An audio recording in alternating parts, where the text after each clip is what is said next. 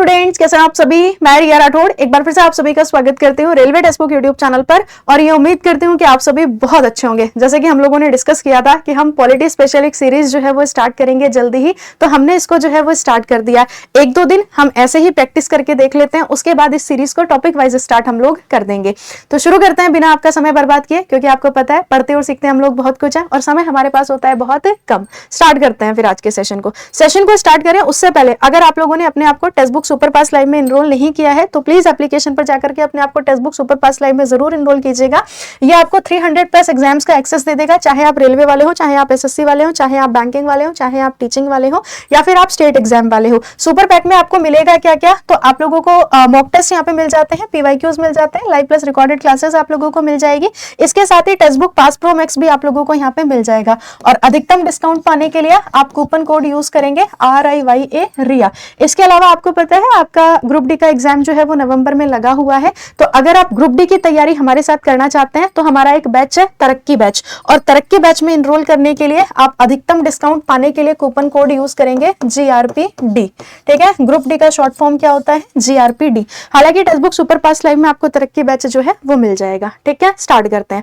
आज का पहला क्वेश्चन आप लोगों की स्क्रीन पर ये रहा। क्वेश्चन हमसे कह रहा है कि प्रारंभ में जब 26 नवंबर 1949 को भारत का संविधान अपनाया गया था तो इसमें मूल रूप से कितने आर्टिकल और अनुसूचियां हो जाएगी। तो जब हमने अपने संविधान को स्टार्टिंग में अपनाया था तो उस समय हमारे पास टोटल आर्टिकल और शेड्यूल कितने हो जाते हैं, तो मैम 395 अनुच्छेद और 8 हमारे पास क्या हो जाएंगी, अनुसूचियां हो जाएंगी।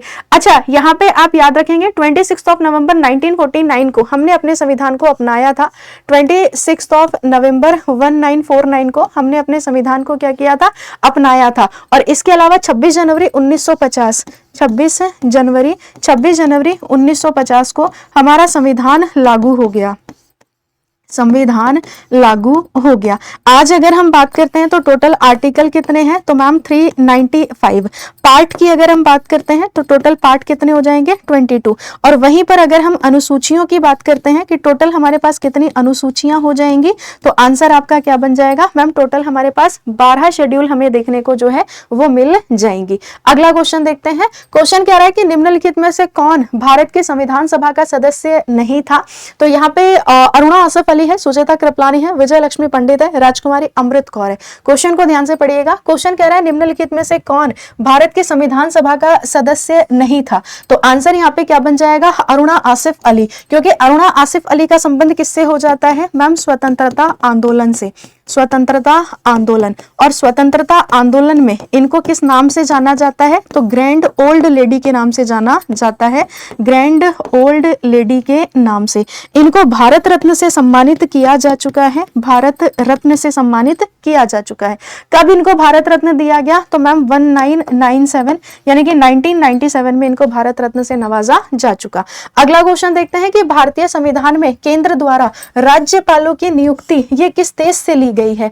तो अगर हम बात करते हैं राज्यपाल की नियुक्ति, फ्रांस है, जापान है, कनाडा है, या फिर अगर हम बात करते हैं यूके, तो आपका आंसर यहाँ पे क्या बन जाएगा, कनाडा। कॉन्स्टिट्यूशन का आर्टिकल 155 यानी आर्टिकल 155 ये कहता है अगर हम बात करेंगे राज्यपालों की नियुक्ति, तो राज्यपाल को कौन अपॉइंट करता है, तो मैम प्रेसिडेंट ऑफ इंडिया। कौन अपॉइंट करेगा, तो प्रेसिडेंट ऑफ इंडिया यानी कि भारत का राष्ट्रपति। बाकी राज्य का जो संवैधानिक प्रमुख होता है वो कौन होगा, तो मैम राज्यपाल ही होगा। एक बात आप याद रखना, आर्टिकल 153 आपसे क्या कहता है कि एक व्यक्ति जो है ये एक से अधिक राज्यों का राज्यपाल हो सकता है। एक व्यक्ति एक से अधिक राज्यों का राज्यपाल हो सकता है। ठीक है, जैसे कि अभी हमने रिसेंटली देखा था गुजरात के जो राज्यपाल है आचार्य देवव्रत, इनको महाराष्ट्र का जो है वो अतिरिक्त कार्यभार सौंपा गया है। अगला प्रश्न देखते हैं। प्रश्न हमसे कह रहा है भारतीय संविधान की किस सूची के अंतर्गत सहकारी समितियों को जो है वो वर्गीकृत किया गया है। तो यहाँ पे जब हम कोऑपरेटिव सोसाइटीज की बात करते हैं तो कोऑपरेटिव सोसाइटीज आपको जो है वो कहाँ पे देखने को मिलेगी, तो अवशिष्ट शक्तियां हैं, समवर्ती सूची है, राज्य सूची है, या फिर अगर हम बात करते हैं संघ सूची। 97वां वाला कॉन्स्टिट्यूशनल अमेंडमेंट एक्ट आपको याद है, 9797 वाला कॉन्स्टिट्यूशनल अमेंडमेंट एक्ट 2011। हमारे कॉन्स्टिट्यूशन में एक पार्ट जो है वो ऐड होता है, कौन सा वाला, तो पार्ट 9, और 9 का सब क्लॉज कौन सा हो जाएगा, तो 9 का सब क्लॉज हो जाएगा यहाँ पे बी। ये किससे संबंधित हो जाएगा मैम, ये सहकारी समितियों से संबंधित है, सहकारी समितियों से संबंधित, सहकारी समितियों से ये संबंधित हो जाएगा। तो आंसर हमारा यहाँ पे क्या बन गया, कोऑपरेटिव सोसाइटीज जो है ये कौन से लिस्ट का विषय है, स्टेट लिस्ट, ऑप्शन आपका सी। अगला क्वेश्चन देखते हैं, डॉक्टर राजेंद्र प्रसाद को संविधान सभा का स्थायी सभापति जो है वो कब चुना गया, तो ये तो तारीख मेरे ख्याल से आप सबको याद होगी, दिसंबर 1946, जनवरी 1947, फरवरी 1947 या फिर नवंबर 1946।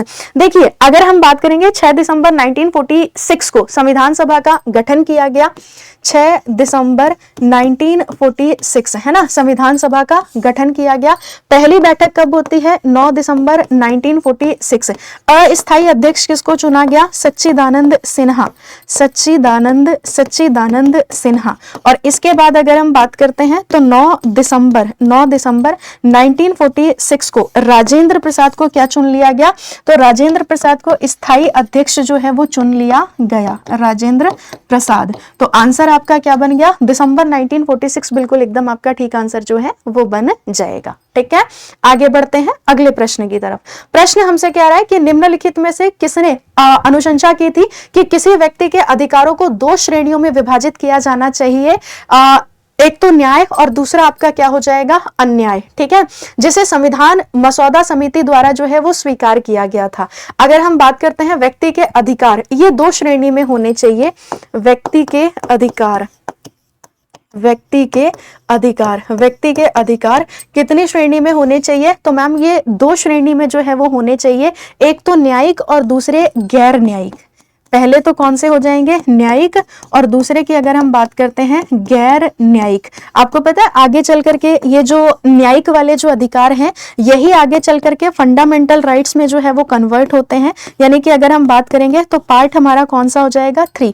और गैर न्यायिक की अगर हम बात करते हैं तो ये आगे चल करके डीपीएसपी में कन्वर्ट होते हैं। और कौन सा पार्ट आप लोग यहाँ पे देखोगे, तो पार्ट आप यहाँ पे देखोगे 4। ठीक है, तो करेक्ट आंसर हमारा यहाँ पे जो बन जाएगा वो क्या बन जाएगा मैम, BN राव। ऑप्शन की बात करते हैं तो ए बिल्कुल आपका यहाँ पे करेक्ट आंसर बन जाएगा, BN राव। अगला प्रश्न देखते हैं, प्रश्न हमसे क्या कह रहा है, कह रहा है कि किस वर्ष हिंदी नाम राज्यसभा और लोकसभा को जो है वो क्रमशः राज्य परिषद और लोकसभा द्वारा जो है वो अपनाया गया था।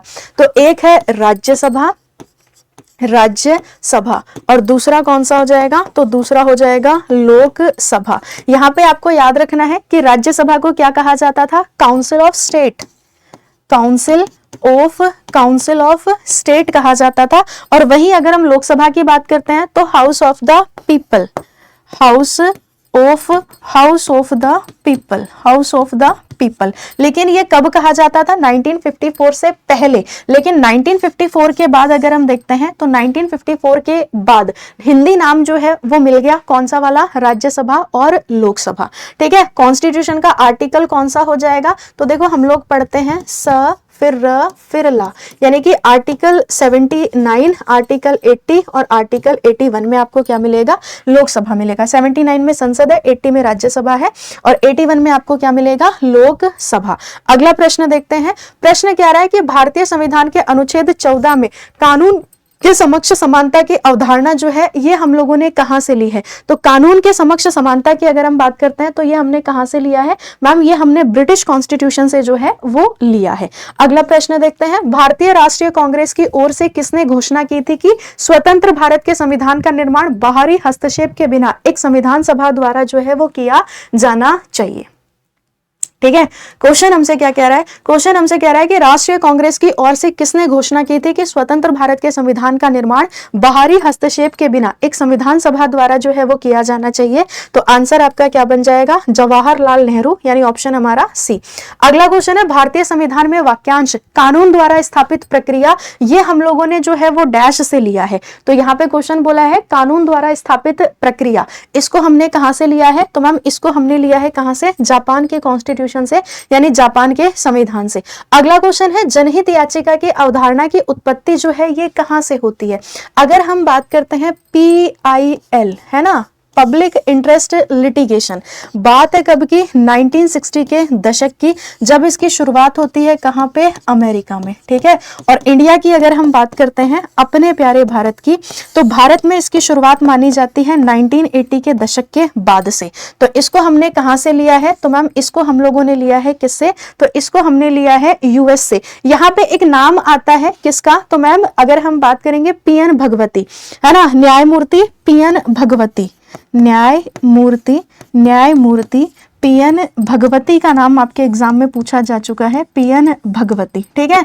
इनको जो है वो भारत में PIL का जनक जो है वो कहा जाता है। और इनके साथ एक नाम आता है VR कृष्णन अय्यर का, न्यायमूर्ति VR कृष्ण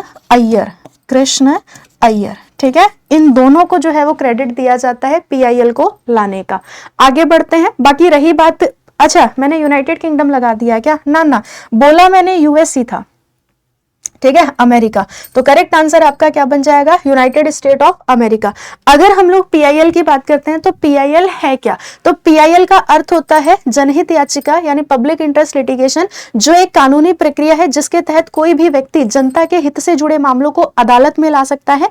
इसका उद्देश्य पर्यावरण प्रदूषण, आतंकवाद, सड़क सुरक्षा, सरकारी अधिकारियों द्वारा कर्तव्य निर्वाह में कमी जैसे मुद्दों से संबंधित सार्वजनिक क्षति को दूर करना है। यह एक प्रभावी कानूनी उपकरण है जो उन लोगों को न्याय दिलाने में मदद करता है जो स्वयं अदालत नहीं जा सकते। तो आप ध्यान रखेंगे PIL को कहां से लिया गया? तो PIL को अमेरिका से लिया गया। नेक्स्ट प्रश्न की तरफ चलते हैं। प्रश्न हमसे क्या कह रहा है? कह रहा है कि भाई संविधान सभा द्वारा उद्देश्य संकल्प को सर्वसम्मति से जो है ये कब स्वीकार किया गया था? 13 दिसंबर 1946 को, 13 दिसंबर 1946 को जवाहरलाल नेहरू द्वारा इसे क्या किया गया? जवाहरलाल नेहरू द्वारा इसे जो है वो पेश किया गया। लेकिन क्वेश्चन पूछा है कि संविधान सभा द्वारा उद्देश्य संकल्प को जो है वो सर्वसम्मति से कब स्वीकार किया गया? तो आंसर हमारा क्या बन जाएगा? 22 जनवरी 1947, 22 जनवरी 1947। तो आंसर क्या बन गया? सी, बिल्कुल एकदम ठीक है। आगे चल करके यही क्या बनती है? आगे चल करके यही हमारी प्रस्तावना बनती है, यानी कि हमारी प्रियम्बल बनती है, ठीक है। ऑप्शन आपका सी। अगला क्वेश्चन कह रहा है भारतीय संविधान में मजबूत केंद्र वाला संघ या फेडरेशन विद स्ट्रॉन्ग सेंटर, यह निम्नलिखित में से किस संविधान से ली गई एक विशेषता है? तो क्वेश्चन नंबर 13 आप लोगों की स्क्रीन पर। तो आंसर हमारा यहाँ पे क्या बन जाएगा कि मैम भारतीय संविधान में मजबूत केंद्र वाला संघ निम्नलिखित में से किस संविधान से ली गई विशेषता है? तो इसको भी हमने कहां से लिया है? कनाडा से। ऑप्शन आपका सी बिल्कुल ठीक है। अगला क्वेश्चन है 1947 में विभिन्न जातियों, क्षेत्रों, धर्मों, लिंगों आदि के कितने प्रतिनिधियों द्वारा संविधान का प्रारूप जो है वो तैयार किया गया था? यानी टोटल मेंबर की अगर हम बात करते हैं तो टोटल मेंबर कितने हो जाते हैं? 299। ऑप्शन आपका ए बिल्कुल यहाँ पे ठीक हो गया। अगला क्वेश्चन है 13 दिसंबर 1946 को संविधान सभा में ऐतिहासिक उद्देश्य संकल्प जो है ये किसने रखा था? ये तो मैं आपको ऑलरेडी बता चुकी हूँ कि इसको रखा गया था किसके द्वारा? तो मैम जवाहरलाल नेहरू के द्वारा। अगला क्वेश्चन है हमारी प्रस्तावना में स्वतंत्रता, समानता और बंधुता, ये जो हम लोगों ने लिए हैं इनको हम लोगों ने कहां से जो है वो लिया है? तो स्वतंत्रता, समानता और बंधुता की अगर हम बात करते हैं तो मैम इनको हमने कहां से लिया है? फ्रांस से इनको हमने लिया है। अगला क्वेश्चन है नई दिल्ली में पहली बार संविधान सभा की बैठक जो है ये कब हुई थी? तो 26 दिसंबर 1946, 26 जनवरी 1947, 9 दिसंबर 1946 या 26 नवंबर 1946। नई दिल्ली में पहली बार संविधान सभा की बैठक कब होती है? मैम 1946 तो हम लोग जानते हैं, तो आंसर हमारा क्या बन जाएगा? 9 दिसंबर 1946। मैंने आपसे कहा था ना कि अस्थायी अध्यक्ष यहाँ पे किसको बनाया गया? अस्थायी अध्यक्ष। तो आंसर आपका क्या बन जाता है? सच्चिदानंद सिन्हा, सच्चिदानंद सिन्हा, ठीक है। और उसके बाद आगे चल करके स्थायी अध्यक्ष किसको बनाया गया था 11 दिसंबर को? तो मैम राजेंद्र प्रसाद जी को जो है वो स्थायी अध्यक्ष यहाँ पे चुना गया था। नेक्स्ट प्रश्न देखते हैं कि मौलिक अधिकारों का प्रावधान ये किस संविधान से जो है वो लिया गया है? तो यहाँ पे जब हम फंडामेंटल राइट्स की बात करते हैं तो कनाडा हो गया, US हो गया, ब्रिटिश हो गया, या फिर अगर हम बात करते हैं आयरिश कॉन्स्टिट्यूशन, तो आपका आंसर क्या बन जाता है, यूएस, बिल्कुल एकदम आपका ठीक है। अगला क्वेश्चन है सर्वप्रथम संविधान सभा के विचार को जो है वो किसने प्रस्तुत किया था। इंपॉर्टेंट क्वेश्चन आपका बनेगा कि भाई देखो संविधान सभा का विचार ये सबसे पहले किसने प्रस्तुत किया, बी आर अम्बेडकर है, जवाहरलाल नेहरू है, एम एन रॉय है, या फिर अगर हम बात करते हैं महात्मा गांधी जी, तो आप क्या कहोगे कि मैम बात है 1934 की, यानी कि 1934 की। तो आंसर क्या बन जाएगा यहाँ पे, एम एन रॉय, बिल्कुल एकदम आपका ठीक आंसर बन जाएगा। ठीक है, अगला क्वेश्चन है हमारी संसदीय प्रणाली जो है ये हम लोगों ने कहां से ली है। तो अगर हम संसदीय प्रणाली की बात करते हैं, चाइना है, जापान है, अमेरिका है, या फिर अगर हम बात करते हैं ब्रिटेन, तो आपका आंसर यहाँ पे क्या बन जाता है, संसदीय प्रणाली हमने कहां से ली है, तो मैम इसको हमने लिया है कहां से, तो ब्रिटेन से। ठीक है, अब एक बहुत छोटा सा और प्यारा सा प्रश्न आप सभी के लिए कि हमारे संविधान को तैयार करने में जो टोटल समय लगा है वो कितना है। ठीक है, ये आप मुझे कहाँ पे बता देना, ये आप मुझे होमवर्क में जो है वो बता देना। बाकी आप लोग तरक्की बैच में कैसे पहुंच सकते हो एक बार मैं आपको बता देती हूँ। जैसे ये railway text book YouTube channel है, रेलवे टेक्स्ट बुक के किसी भी क्लास के डिस्क्रिप्शन में आप चले जाना। जैसे मेरी क्लास होती है सुबह 7 बजे करंट अफेयर की, ठीक है, तो ऐसा करते हैं सुबह 7 बजे करंट अफेयर की क्लास के डिस्क्रिप्शन में चलते हैं। ये है 17 सितंबर। जैसे ही आप इस क्लास के डिस्क्रिप्शन में जाओगे ना, तो यहाँ पे आप लोगों को जो है ये डिस्क्रिप्शन में जाना है। जब आप मोर पे क्लिक करोगे ना, यहाँ पे मोर पे क्लिक आपने करना है, हो जाओ। ठीक है, तो जैसे ही आपने मोर पे क्लिक किया तो RRB group D course link आप लोगों को यहाँ पे मिल जाएगी। आपने इस लिंक पे क्लिक करना है। अगली स्लाइड आप लोगों के सामने किस तरीके से खुल के आएगी, तो अगली स्लाइड आप लोगों के लिए इस तरीके से खुल के आएगी। मतलब कि ये जो तरक्की बैच है ये 349 का है, बट आपने 349 यहाँ पे पे नहीं करना, आपको यहाँ पे एक कूपन कोड जो है वो यूज करना होगा। ये है 3 मंथ का सुपर पास लाइव। ठीक है, यहाँ पे कूपन कोड आप क्या लगाएंगे, तो GRPD, GRPD, और जैसे ही आप इसे अप्लाई करेंगे तो ये बैच आपका कितने का हो जाएगा, मात्र 329 में आप लोगों को ये वाला बैच जो है वो मिल जाएगा। ठीक है, बाकी डेली सुबह 7 बजे मेरी करंट अफेयर की क्लास होती है, तो आप लोग सुबह 7 बजे जो है वो मेरे करंट अफेयर के सेशन में भी आ जाया करो railway text book YouTube channel पे। चलिए तो मुलाकात करते हैं अगले सेशन में, तब तक के लिए पढ़ते रहिए, मुस्कुराते रहिए और ऐसे ही सीखते रहिए मेरे साथ और पूरी टीम के साथ। Thank you so much, bye bye, best of luck, take care, thank you so much.